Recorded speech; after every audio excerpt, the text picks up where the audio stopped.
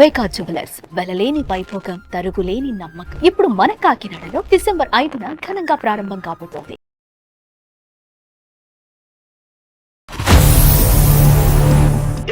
ఏళ్ళు తనని 26 ఏళ్ళు నన్ను పెంచినప్పుడు అడ్డుకాని తల్లిదండ్రులు ఇప్పుడు ఎలా అడ్డవుతారు? రేపు 2 years తర్వాత నేను అడ్డుకానని గ్యారంటీ ఏంటి? దీన్ని ఎక్కడో ఒక చోట మెలిక పెట్టి రాకుండా చేయాలి అనేదే కనిపిస్తుంది. నాకు ఇక్కడ భయం వేస్తుంది. పిచ్చి మొఖాలారా, అతను మిమ్మల్ని వద్దని అంటున్నారని వాళ్ళకి చెప్పలేక వాళ్ళ ఆనందాన్ని చూసి ఆ ఎమోషన్ బయట పెట్టలేక చచ్చిపోతున్నాను డాక్టర్ గారు. నేను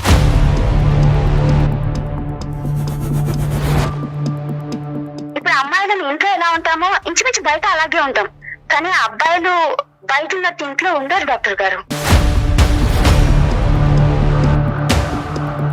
ఇండియాలో జాబ్ చేసుకోమని నా భర్తకి చెప్పండి, లేదా మళ్ళీ పెళ్లి చేసుకోమని మా నాన్నకి చెప్పండి. సారీ ఏంటమ్మా, నాన్నకి పిల్ల? నాన్ననే మళ్ళీ రెండో పెళ్ళి అంటుంది. నమస్తే ప్రసాద్ గారు. నమస్తే సార్. అవాయి సార్. ఐఎమ్ ఫైన్ సార్, మీరు ఎలా ఉన్నారు? Fine sir. ఇందాక పాపకి మళ్ళీ ఈమెయిల్ పంపించింది అమ్మాయి, మరి మీకు చెప్పి పంపించిందో మీకు చెప్పకుండా పంపించిందో మాకైతే తెలియదు, కానీ మీకెందుకు మెయిల్ చేసిందో నాకు అర్థం కాలేదండి.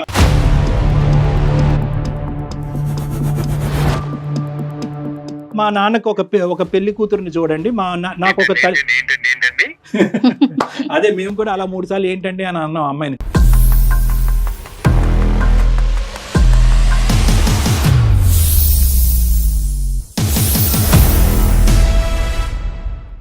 నమస్తే కళ్యాణ్ గారు.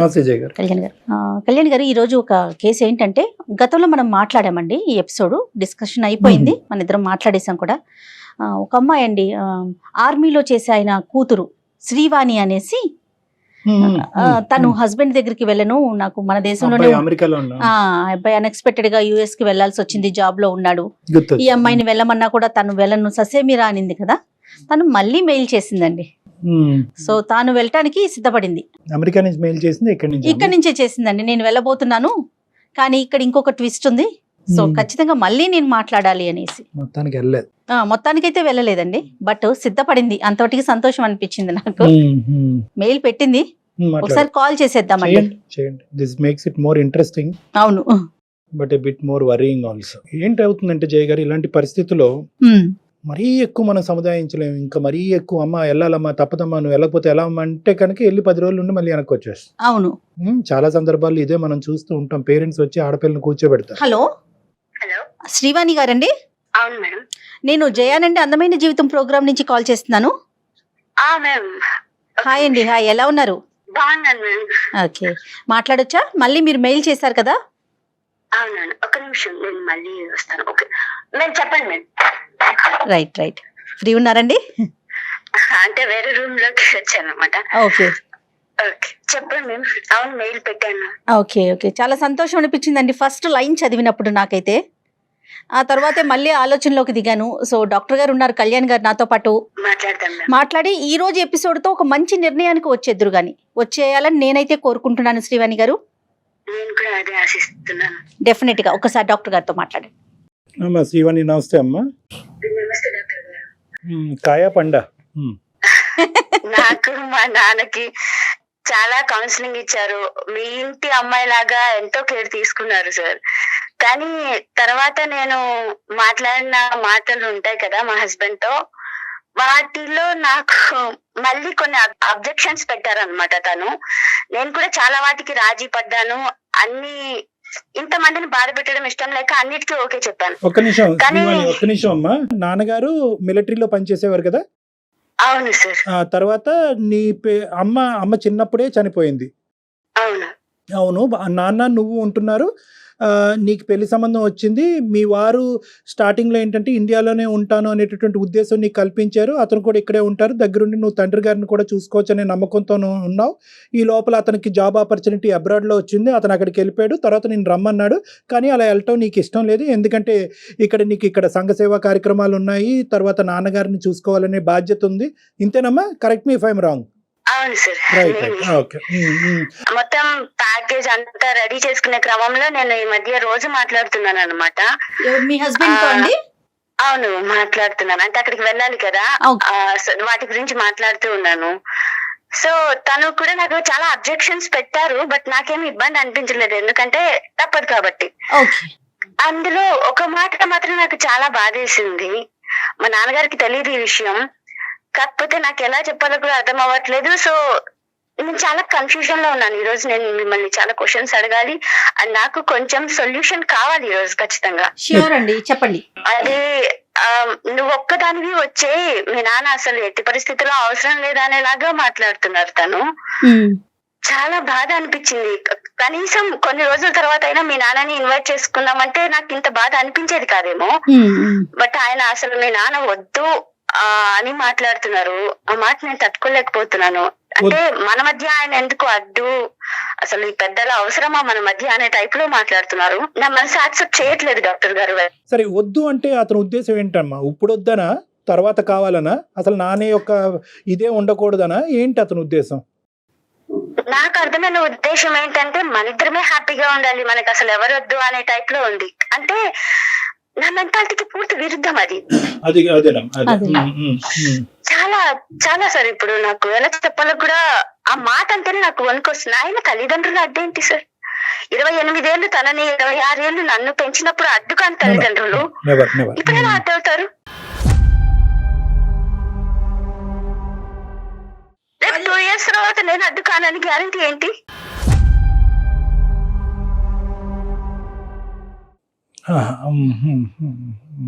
కాదు శ్రీవాణి గారు, మీరు ఎలా మాట్లాడుకున్నారు అంటే కొన్ని రోజులు ఉండి ఇద్దరం కలిసి ఉండి మళ్ళీ ఇండియాకు వచ్చేద్దామని అట్లా మాట్లాడారా ముందుగానే? ఎందుకంటే మీకు అస్సలు ఇష్టం లేదు కదా యుఎస్ కి వెళ్ళటానికి. లేదు మేడం, నాకు అర్థమైంది ఏంటంటే తనకి అక్కడ చాలా బాగుంది. అంటే జెంట్స్ కి ఉంటాయి కదా అలవాట్లు, డ్రింక్ కానీ ఫ్రెండ్స్ కానీ, అంతా చాలా కంఫర్టబుల్ గా ఉంది. నాకు ఎక్కడ ఎలా అయితే ఇక్కడ ఎంత కంఫర్టబుల్ గా ఉందో తనకి అలా ఫీల్ అవుతున్నాడు. ఒక 2 years కే, ఆ పొయ్యి కూడా 2 years కాలేదు కదా, మాకు పెళ్ళై 2 years. అవునవును. తను పొయ్యి కూడా దగ్గర 1 year అబౌవ్ అంతే. అతని జాబ్ కానీ ఫైనాన్షియల్ గా కానీ అంతా కూడా ఓకే.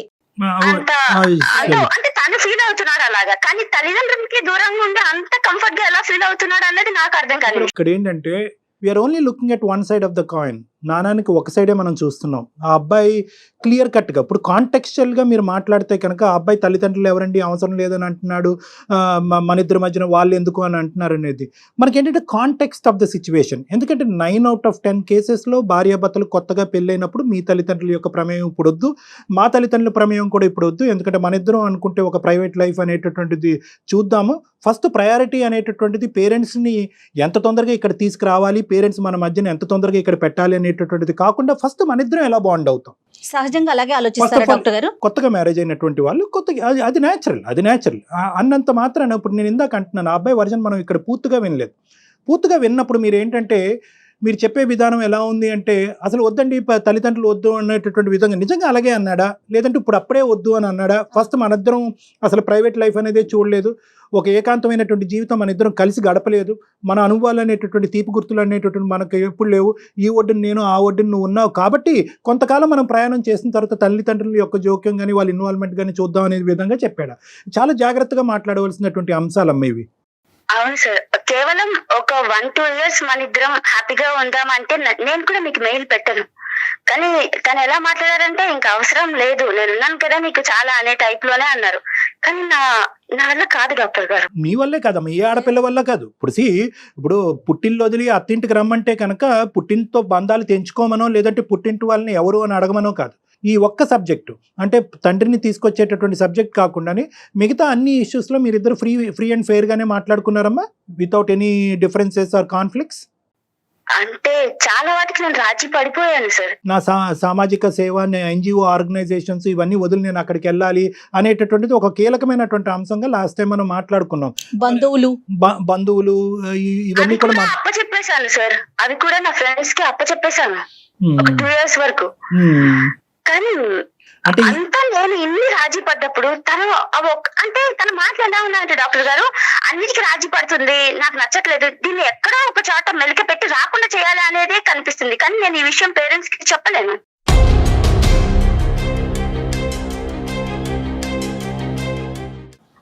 నాకు ఇక్కడ భయం వేస్తుంది. అంటే నువ్వు రాకూడదు నా ఉద్దేశం అమ్మా అబ్బాయిది. అతని మాటలు అలా అనిపించిందా? ఏంటమ్మా నాకు అన్నిటికీ రాజీ పడ్డప్పుడు ఈ ఒక్కదానికి ఓకే, ఒక 3-4 years తర్వాత పిలుచుకుందామని కనీసం ఒక మాట కదా.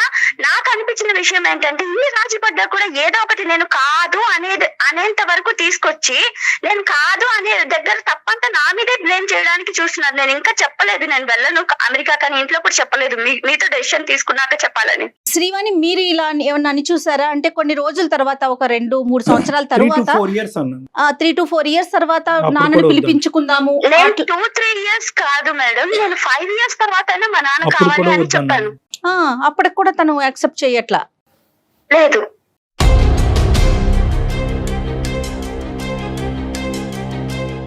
అమ్మా ఇప్పుడు అదే ఇక్కడ ఏంటంటే కొద్దిగా అటు సైడ్ మనం వినకుండా మాట్లాడలేకపోతున్నాం ఎందుకు అనే మాట అడిగేవమ్మా. మరి మీ పేరెంట్స్, మీ ఫాదర్ రాకూడదు అంటే కనుక వాళ్ళ పేరెంట్స్ రాకుండా ఉంటారా? మరి అది ఓకేనా? వద్దంటా వాళ్ళు వద్దు అనిపించింది, అప్పుడే అనిపించింది నా బాధ్యత నా తండ్రే కాదు నా అత్త మావలని కూడా. అసలు అక్కడ ఓకే నువ్వు లైఫ్ హ్యాపీగా ఉండు, కానీ మనకి దగ్గరలో ఉంచుకుందామన్నా వద్దంటే ఎలా డాక్టర్ గారు?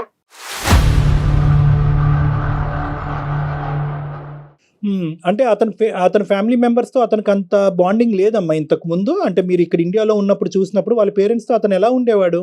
ఎందుకు ఇంత భిన్నంగా మాట్లాడుతున్నాడు అబ్బాయి? నాకు అనిపించినప్పుడు కూడా వాళ్ళకి అంత, అంటే ఇప్పుడు నాన్నకి ఎంత బాండింగ్ ఉందో అంత బాండింగ్ లేదు వాళ్ళకి. ఇట్స్ ఓకే, కానీ మరీ ఇంతనా? సరే నీ మనసులో ఏముందమ్మా ఇప్పుడు? నువ్వేమనుకుంటున్నావు? అంటే ఇప్పుడు ఏం చేద్దామని? డాక్టర్ గారు నేనేమనుకోవట్లేదు, నిజంగా నేను హ్యాపీగా ఉండాలనుకుంటాను. నాన్న కానీ మీరు కానీ, మీలాంటి పెద్దలు నాకు కాదు. ఒకటి, ఇండియాలో జాబ్ చేసుకోమని నా భర్తకి చెప్పండి, లేదా మళ్ళీ పెళ్లి చేసుకోమని మా నాన్నకి చెప్పండి.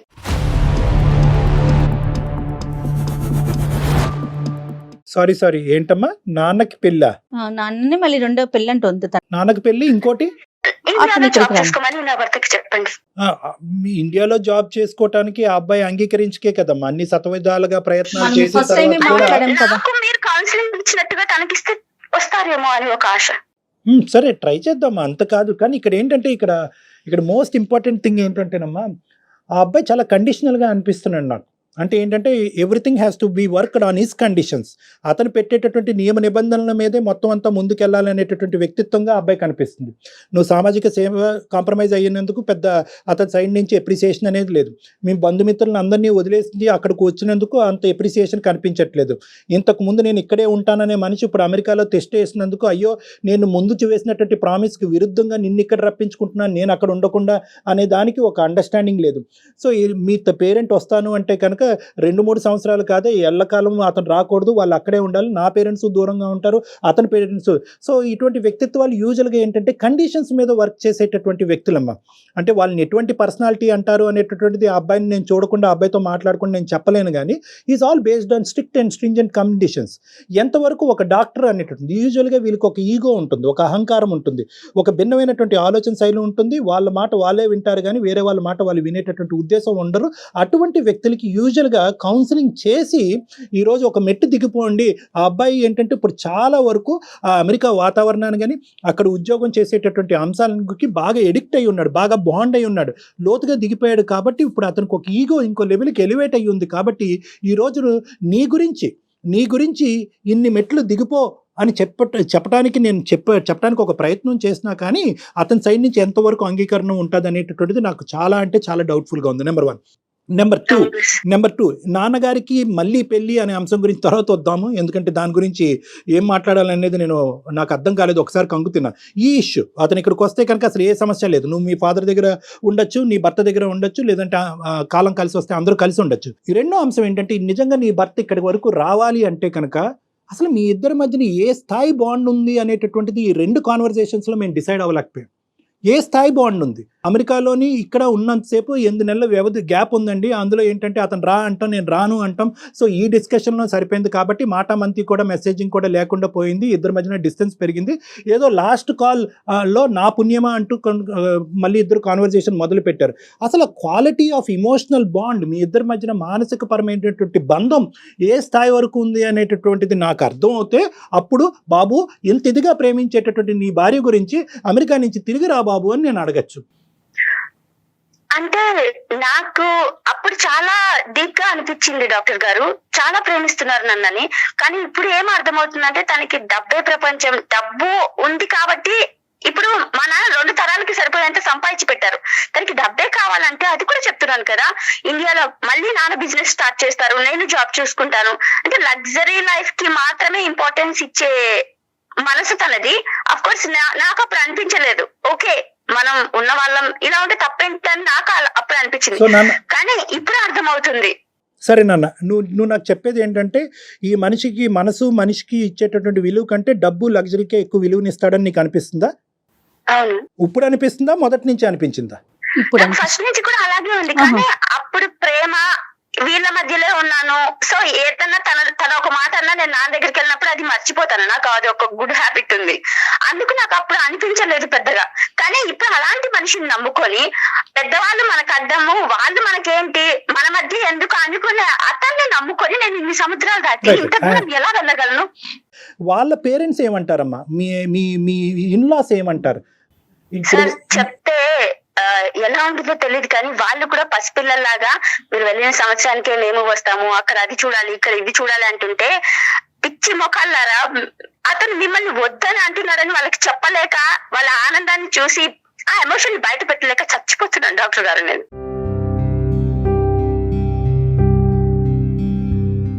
కానీ అలా అప్పుడు తను చెప్పేదాన్ని బట్టి అలాంటి క్యారెక్టర్ ఉన్న మనిషితో ప్రయాణం ఎంతవరకు చేయగలుగుతుంది కళ్యాణ్ గారు అమ్మాయి? నాకేంటంటే ఎక్కడో ఇప్పటికీ కూడా నేను వన్ సైడ్ ఆఫ్ ద కాయినే చూస్తున్నాను. ఈ అబ్బాయికి సంబంధించినటువంటి వర్జను ఇంకోళ్ళు ఎవరూ చెప్పలేరు. అటువైపు తల్లిదండ్రులు కూడా మా అబ్బాయి గ్రేట్ అనేటటువంటి ఉద్దేశంతోనే వాళ్ళు ఉన్నారని అంటున్నావు. మీ తండ్రి గారు కూడా మీ వాళ్ళ అల్లుడి గురించి ఏమీ చెడుగా మాట్లాడలేదు, అభ్యంతరకరంగా లాస్ట్ టైం మాట్లాడలేదు. మరి ఈ రోజు ఏమైనా మాట్లాడతారేమో అని వినాలి. ఎటొచ్చి ఏంటంటే నీ వర్జన్ ఒకటే నేను వింటున్నాను కాబట్టి ఇక్కడ ఏదన్నా ఒక ఇమ్మెచ్యూరిటీ ఉందేమో, ఏమన్నా ఒక చిన్నపాటి ఒక డిఫరెన్స్ ఉందేమో మీ ఇద్దరి మధ్యన, అంత స్థాయి డిఫరెన్స్. చాలా చాలా ఫిల్టర్ చేసి అన్ని రకాలుగా ఆలోచించే మీకు మెసేజ్ పెట్టాను నేను. అంటే ఇప్పుడు అమ్మాయిలను ఇంట్లో ఎలా ఉంటామో ఇంచుమించు బయట అలాగే ఉంటాం, కానీ అబ్బాయిలు బయట ఉన్నట్టు ఇంట్లో ఉండరు డాక్టర్ గారు. అదే జరుగుతుంది మా విషయంలో. వాళ్ళకి నేను చెప్పలేను కదా, మీ అబ్బాయి మా నాన్నని కానీ మిమ్మల్ని కానీ మా మధ్య వద్దు అంటున్నారని నేను చెప్పలేను కదా. వాళ్ళు ఇప్పటికీ నేను వెళ్ళిన సంవత్సరానికి వచ్చి అక్కడ మాతో పాటు ఎంజాయ్ చేయాలని వాళ్ళు కనే కళలు చూస్తుంటే మమ్మల్ని అందరినీ కూడా ఆశ్చర్యపరిచేటటువంటి ఒక అంశం, తండ్రికి మళ్ళీ పెళ్ళేంటి? తప్పదు డాక్టర్ గారు. ఒకవేళ నిజంగా వీళ్ళందరూ నేను అక్కడికి వెళ్ళి ఆనందంగా ఉంటానంటే మా నాన్న బాధ్యతలు నేను ఇంకొకరికి అప్పచెప్పే వెళ్ళాలి.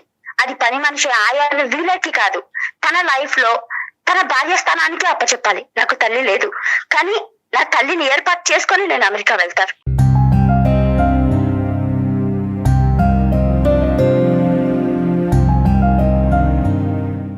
అసలు మీరేమనుకుంటున్నారు శ్రీవాణి? ఇప్పుడు అతని విషయం పక్కన పెడదాం, అతను మీరు ఉన్నా లేకపోయినా ఉండగలడు అనే ఒక డెసిషన్కి మీరు వచ్చారు కదా, మీ పరిస్థితి ఏంటి? అతను ఉన్నా లేకపోయినా మీరు ఉండగలరా? మీ జర్నీని ఎలా అనుకుంటున్నారు మీరు? ఉండలేను మేడం, అది హస్బెండ్ ఉండలేను, అలా అని వెళ్ళలేను, అలాంటి పరిస్థితిలో ఉన్నాను నేను ఇప్పుడు. మీ హస్బెండ్ ని వదిలి ఉండలేరు, అందుకని వెళ్ళలేరు. ఇటు నాన్నగారి పరిస్థితిని బట్టి అంతేనా? అందుకే నాన్నకి పెళ్లి చేయాలంటున్నాను.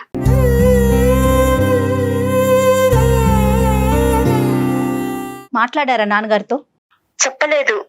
అంతకు ముందు చూచాయిగా 2 సార్లు అన్నాను, కానీ ఆయన నవ్వి వదిలేశారు. బట్ ఇది సీరియస్ అవ్వాలి కదమ్మా. నాన్నగారికి అమ్మ ఒక్క నిమిషం తప్పుగా భావించొద్దమ్మా. నీ ఆలోచన శైలిని నేను అప్రిషియేట్ చేస్తున్నాను. తండ్రికి నీకు తండ్రి మీద ఉండేటటువంటి ప్రేమను నేను హ్యాట్స్ ఆఫ్ చెప్తున్నాను, సెల్యూట్ కొడుతున్నాను.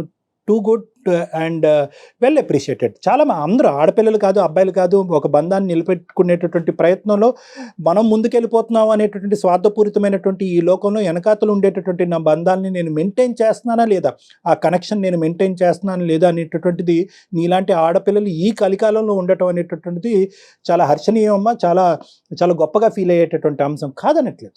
కానీ బట్ నేను మళ్ళీ ఈ చాదస్తపు డాక్టర్ అని మీరు అనుకోండి, కానీ నేనేమంటానంటే నాన్న పెళ్లి చేసుకుంటేనే నా పెళ్లిని కాపాడుకుంటాను అనేటటువంటి ఈ 2 బంధాలకి ఒక ముడి పెట్టడం అనేది ఎంతవరకు ప్రాక్టికల్?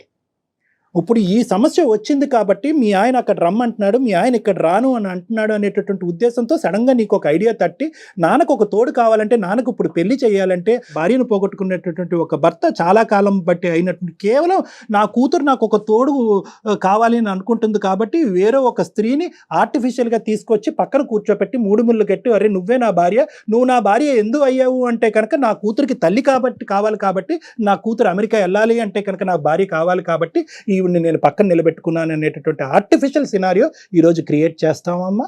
మీ నాన్నగారిని అడగకుండానే నేను మాట్లాడుతున్నాను.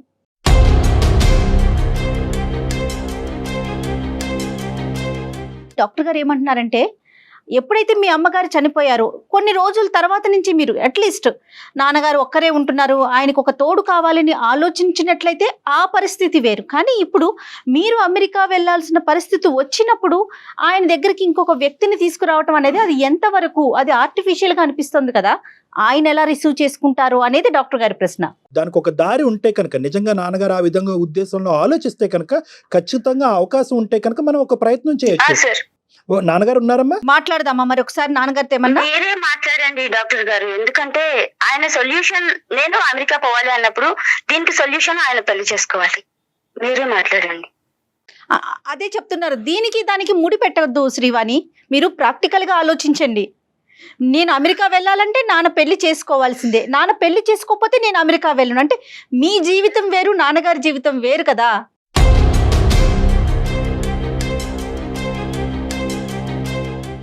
మేడం, డాక్టర్ కన్నా మీరు బాగా అర్థం చేసుకోగలరు. నాన్నకి పొద్దున కాఫీ నుంచి రాత్రి నిద్ర టాబ్లెట్ వరకు నేనే ఇవ్వాలి. నేను అక్కడికి వెళ్ళి ఈ టైంకి టాబ్లెట్ వేసుకున్నాడో లేదో, ఈ టైంకి తిన్నాడో లేదో అనుకోవడం కన్నా ఒకరికి అప్పచెప్పిపోయానన్న తృప్తి చాలు కదా. ఒకప్పుడు ఒంటరిగా ఒక తండ్రి ఉంటే కనుక, చిన్న వయసులోనే భార్యను పోగొట్టుకున్నటువంటి ఒక మగాడు ఉంటే కనుక, అందరు కూతుర్లు చాలా వరకు ఇలాగే ఆలోచిస్తారమ్మా. ఆలోచించరా అని చెప్పి ఆలోచించేటటువంటి అందరు ఆడపిల్లలు వాళ్ళ జీవితాన్ని వదిలేసి, వాళ్ళ పెళ్ళిళ్ళని వదిలేసి తండ్రి పక్కనే కూర్చుంటున్నారా? నేనేమంటానంటే, దేనికి అది మనం జస్టిఫై చేయాలి. దిస్ ఇస్ ఇలాగైతే కనుక ఇంకా మానవ సంబంధాలు నిలుపుకోవడం చాలా కష్టం అమ్మా. ఏంటంటే మనిషికి ఒక మనిషి పక్కన ఉంటేనే తోడు, మనిషికి ఒక మనిషి పక్కన లేకపోతే తోడు లేదు.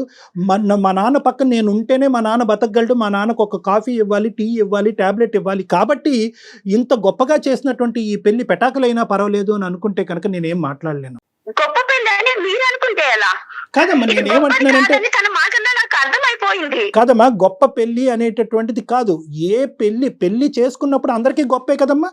నువ్వు లాస్ట్ టైం నీతో మాట్లాడినప్పుడు కూడా నువ్వు అతని గురించి ఏం ఖర్చు పెట్టి చేశారు నాన్న. సో ఆ విధంగా చూసుకుంటే నాది చాలా గొప్ప పెళ్లి. ఎప్పుడు మీరు నా సైడ్ నుంచి ఎందుకు కన్విన్స్ చేస్తున్నారు?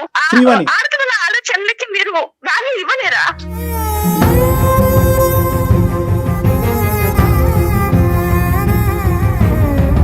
లేదమ్మా అలా అనుకోకమ్మా. ఆడపిల్ల మగపిల్లడు అని అనుకోకు. నేను పెళ్లికి ఇంపార్టెన్స్ ఇస్తున్నాను. ఎందుకంటే కనుక ఈ రోజు క్రాస్ సెక్షనల్ గా మనం ఇలా చూసుకుని మాట్లాడుకునేటటువంటి ఈ మాట రేపొద్దున ఎల్లుండ ఒక 20, 30, 40 సంవత్సరాల తర్వాత కూడా నీకు నేను చెప్పేటటువంటి డెసిషన్ మంచిగా అనిపించాలి.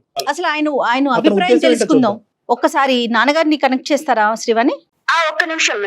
ఓకే.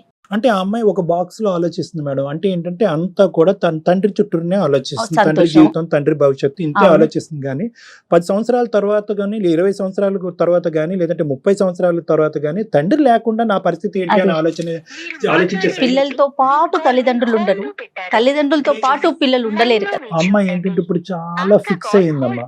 ఏంటంటే కనుక ఈ అబ్బాయితో మాట్లాడాను, ఈ అబ్బాయి ఇలా వద్దన్నాడు, ఈ అబ్బాయి నాకు కరెక్ట్ కాదు. ఇప్పుడు దీనికి ఏదో అప్పుడు అలాంటప్పుడు అతను ఏం చెప్పినా కూడా ఈ అమ్మాయికి వాళ్ళ ఫాదర్ దగ్గరికి వచ్చి ఆగిపోతుంది పాపం. దయచేసి లైన్ లో వేచి ఉండండి. ఆప్కా కాల్ హోల్డ్. హలో హలో, నమస్తే అండి ప్రసాద్ గారు. నమస్తే అండి. ప్రసాద్ గారు, నేను జయానండి, అందమైన జీవితం ప్రోగ్రామ్ నుండి. నమస్తే మేడం, ఎలా ఉన్నారు మేడం? బాగున్నానండి, మీరు ఎలా ఉన్నారు? Fine madam. నాతో పాటు కళ్యాణ్ గారు ఉన్నారు. నమస్తే ప్రసాద్ గారు. నమస్తే sir, how are you sir? I'm fine sir, మీరు ఎలా ఉన్నారు? Fine sir. ఇందాక పాపకి మళ్ళీ ఈమెయిల్ పంపించింది అమ్మాయి. మరి మీకు చెప్పి పంపించిందో మీకు చెప్పకుండా పంపించిందో మాకైతే తెలియదు. కానీ మేమేమనుకున్నాం అంటే ఆ ఈమెయిల్ ఓపెన్ చేయగానే బహుశా అమెరికా నుంచి పంపించిందేమో ఈమెయిల్ అని అనుకున్నాం. వాస్తవానికి వెళ్ళలేదంట కదండి, అమ్మాయి ఇక్కడే ఉందంటగా. వెళ్ళలేదు, తను వెళ్ళటానికి ప్రిపేర్ అవుతుంది. వాళ్ళ అత్తయ్య గారింటికి కూడా వెళ్ళింది, వాళ్ళతో కూడా మాట్లాడుతుంది. మీకెందుకు మెయిల్ చేసిందో నాకు అర్థం కాలేదండి. అదే ఇప్పుడు కథ ఎక్కడికి వచ్చింది అంటే కనుక మీకు కూడా చాలా వరకు ఇందులో ఉండేటటువంటి వాస్తవాలు చెప్పడానికి కూడా తను సంకోచించినట్టుంది. ఇప్పుడు ఏంటంటున్నదంటే ఇప్పుడు అబ్బాయి యొక్క మనస్తత్వం గురించి ప్రధానంగా ఇక్కడ మాట్లాడింది ఆ అమ్మాయి. ఓకే, ఇక్కడ 2 పాయింట్స్. ఒక పాయింట్ ఏంటంటే అంటే మీకు కూడా చెప్పలేకపోయింది, బహుశా మా ద్వారా చెప్పించేటటువంటి ప్రయత్నం తను చేస్తుంది. ఇక్కడ 2 అంశాలు తను చెప్పింది.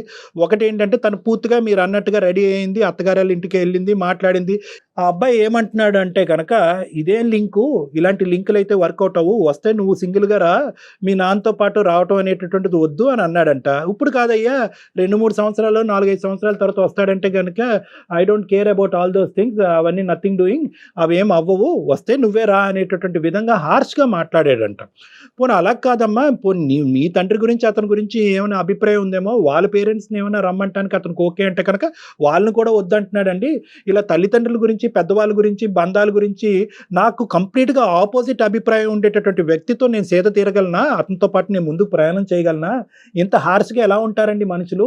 నేనేమో వచ్చి నా కుటుంబ సభ్యులే కాకుండానే ప్రపంచం అంతా నా కుటుంబం అన్నట్టుగా నేను పగలనక రాత్రనక కష్టపడి అది కూడా త్యాగం చేసి అన్నీ వదిలేసి నేను అమెరికా రావటం సిద్ధపడుతుంటే ఇటువంటి వ్యక్తిత్వంతో ఉండేటటువంటి వ్యక్తితో నేను ఎలా ఉండనండి అనేది నెంబర్ 1 పాయింట్. సరే సార్, మీ మాట మీద గౌరవంతో నేను వెళ్తాను, కానీ మా నాన్న పరిస్థితి ఏంటి? మళ్ళీ మొదటికే వచ్చింది మన అమ్మాయి. మా నాన్న పరిస్థితి ఏంటి? మా నాన్నకి ట్యాబ్లెట్ ఎవరు ఇస్తారు, కాఫీ ఎవరు పెడతారు, టీ ఎవరు పెడతారు, మా నాన్నకు ఒంటరిగా నేను ఎలా వదిలేస్తాను అని చెప్పి ఇప్పుడు ఒక కొత్త ట్విస్ట్ చెప్పింది. మాకు అసలు అర్థం కాలేదు. నిజంగా అది హర్షించేటటువంటి అంశమే కాదనట్లేదు, కానీ నిజంగా ప్రాక్టికాలిటీకి చాలా దూరంగా ఉండేటటువంటి ఒక అంశం తీసుకొచ్చి మా నెత్తి మీద పెట్టి మా నోర్లు కట్టేసింది ఆ అమ్మాయి. ఏం చెప్పాలో మాకు అర్థం కాక మీకు ఫోన్ చేసాం. ఆ అమ్మాయి ఏమంటుందంటే మా నాన్నకి ఒక ఈడు జోడు చూడండి, మా నాన్నకు ఒక పెళ్లి కూతురుని చూడండి, నాకు ఒక అదే మేము కూడా అలా 3 సార్లు ఏంటండి అని అన్నాం అమ్మాయిని. ఏమందంటే మా నాన్నకి మళ్ళీ పెళ్లి చేస్తే, మా నాన్నకు ఒక తోడుని తీసుకొస్తే, మా నాన్నని సేవలు చేసేటటువంటి ఒక స్త్రీని అతని పక్కన నించో పెడితే అప్పుడు నేను ఆ అబ్బాయి చెప్పినట్టుగా అమెరికా వెళ్ళిపోతానని అంటుంది. Oh my